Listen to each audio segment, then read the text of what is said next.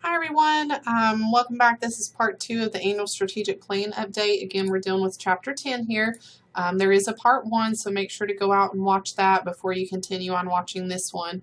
But just to get started, we'll go ahead and go over the agenda for today so you can see we're going to go over just a quick review of what we discussed in part 1, talking about updating and refreshing our plans and how we focus in, looking again at environmental assessment and kind of the direction we're taking our organization, looking at a bit with strategy, and then talking about the 3 levels of updates or refreshers, and then finishing up with some key points.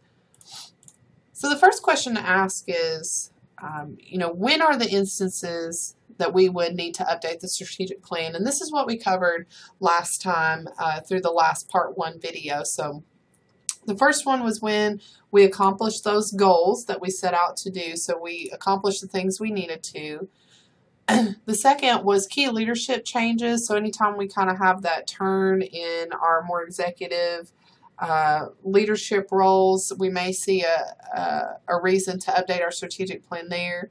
Anything changing in the environment that would necessitate us to change. Organizational overextension, that's what we call this in part 1, just, when we're stretched too thin. Something, like it says, some things are just better not spread too thin. You don't want to spread yourself too thin. And then, of course, peanut butter. So making sure that you're not spreading your organization too thin. Any kind of mandated changes that come out, whether that's because of our bylaws or any governmental mandated changes. And then just overall ineffective strategy that maybe worked last year that is not working this year. So updating and refreshing our strategic plan. The first thing that we need to understand is refreshing the strategic plan does not necessarily mean that we're scrapping the entire thing and kind of throwing it out and starting with a clean slate. That's not what we mean at all by the strategic plan. What we're doing is looking at the plan, seeing if any minor adjustments need to be made because of things happening, either internally or externally to the organization.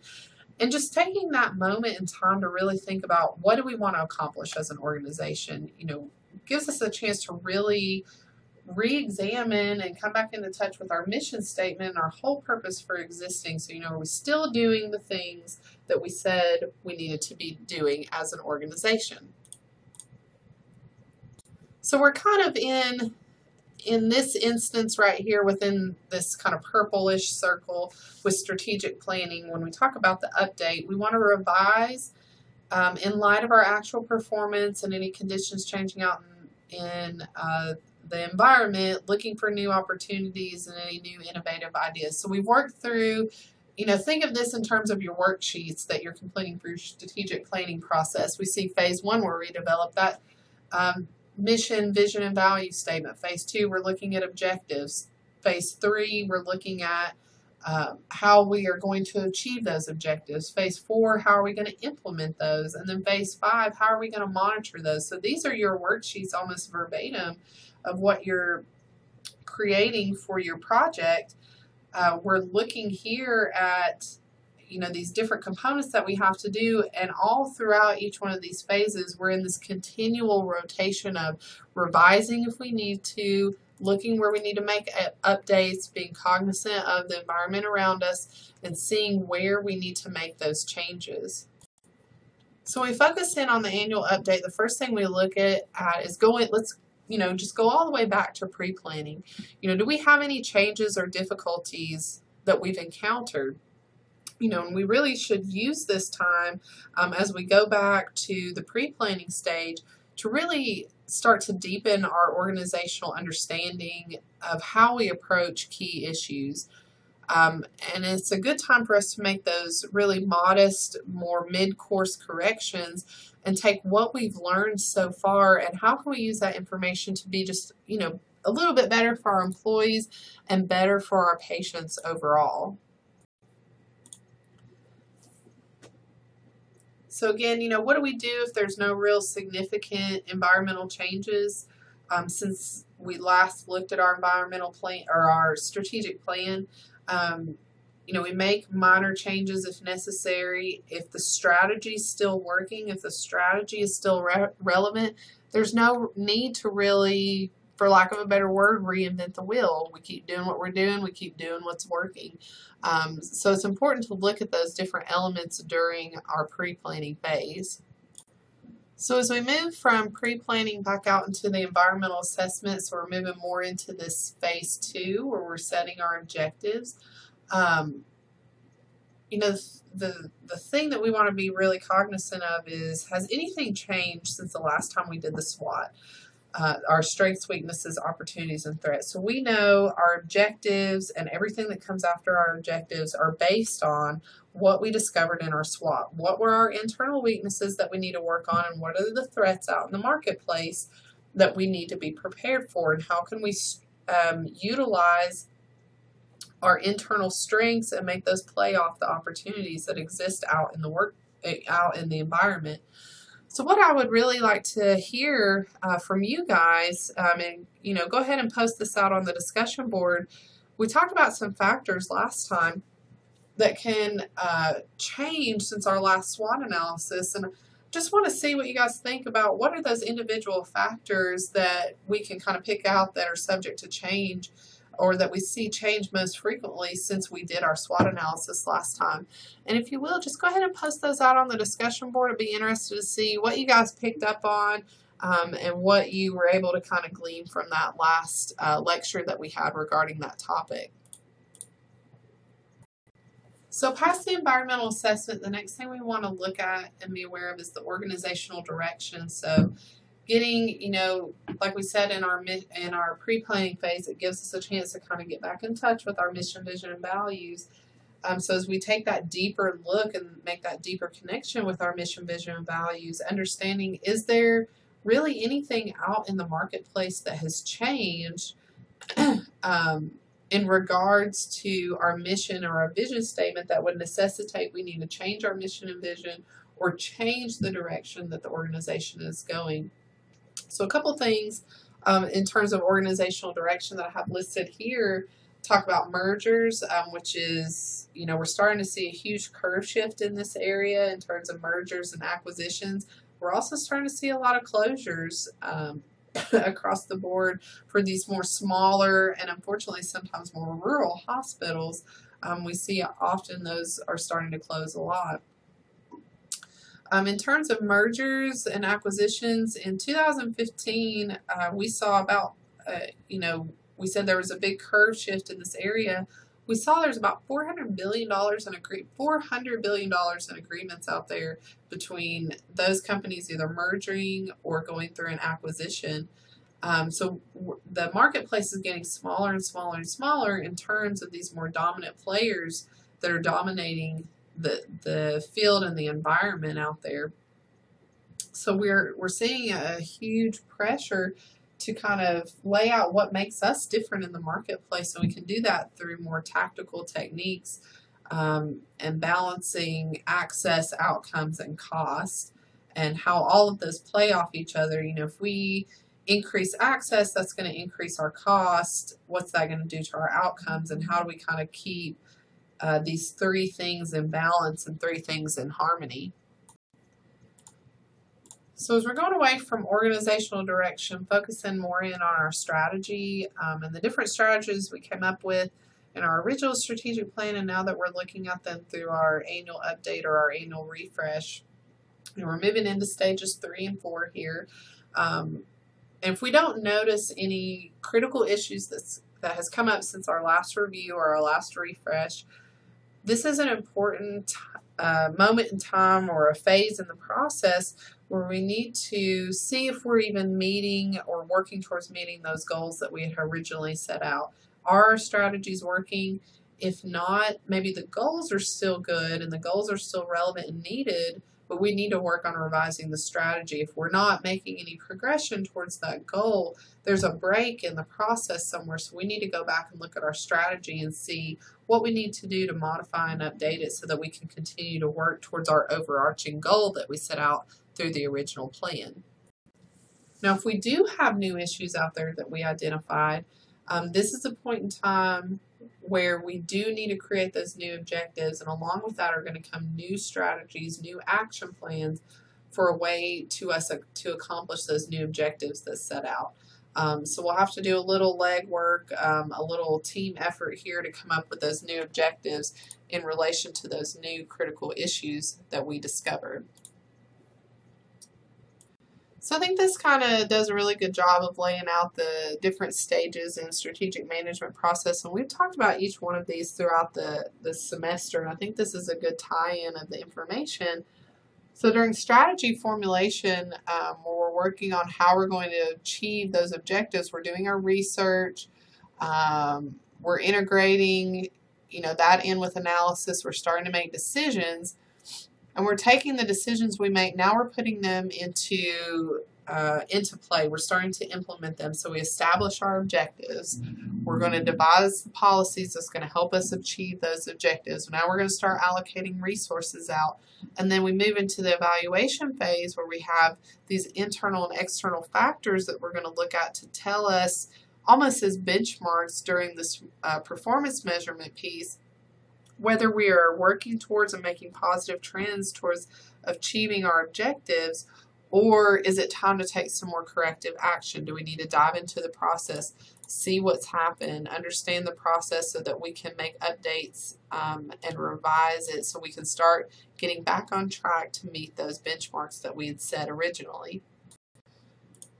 So I said there's 3 levels of update that we're going to talk about, and I'm going to start with the least process one first, and this is called the tactical refresh.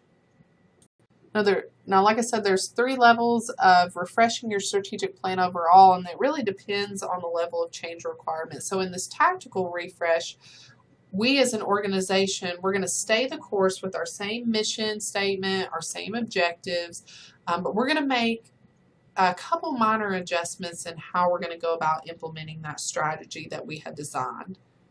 And how you can think about this is, as an organization, we need to really look at our strategy, how it's being implemented, and we need to realize that we're going to have to change our tactics just a little when we've been doing the right thing, but maybe we've been doing it the wrong way. Maybe the way we're doing it is there's a more efficient way, there's a least costly way. So a tactical refresh really helps us examine how our organization wants to achieve its goals while still keeping those same goals and strategies in place. So again, just remembering that tactical refresh, this least process way, the main question we're going to answer here is, how can our strategic goals be accomplished within the designated limits of the resources that we have available to allocate, as well as our line of authority? So moving on to that next level, this is called the operational refresh. This is more of our moderate, what we would consider our moderate process.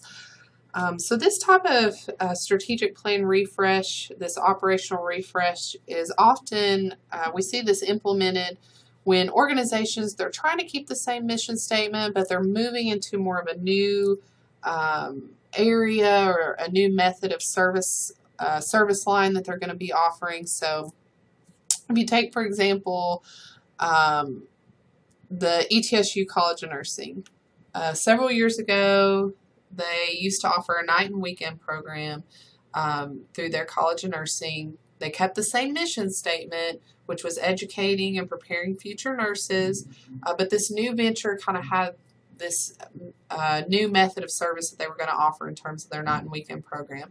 So this would have been a complete operational redesign for their structure overall. So this would have taken an operational refresh of the College of Nursing's strategic plan.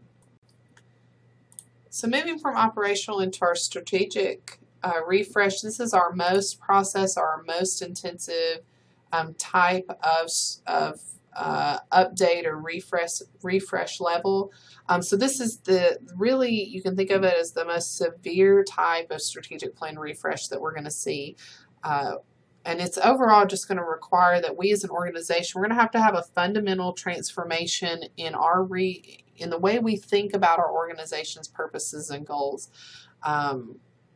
This is usually going to necessitate that Our mission statement needs to be changed, in major ways. And we're going to see major changes in the way that we're structured as an organization, the way we fund our business operations, and how we measure for impact, as well as, how the operation for our employees works and how they are incentivized overall. So, this is not something easy to do overall, as you can guess, because it's the most process. And these strategic refreshes, not just this, the strategic refresh overall, they can be very painful and, unfortunately and sadly enough, can result in really the demise and the disintegration of the old organization. But as a leader of the organization, and many of you are going to find yourselves in future leadership roles, if you as a leader want to move forward, or a leader within the organization wants to move forward in a way that's going to enable that organization and its resources to continuing serving their stakeholders and serving that population, it's going to be very, very crucial to start this conversation, although it's going to be very, very painful. So the one example that I have here that I want to kind of go into, I'm not sure how many of you saw this in the news.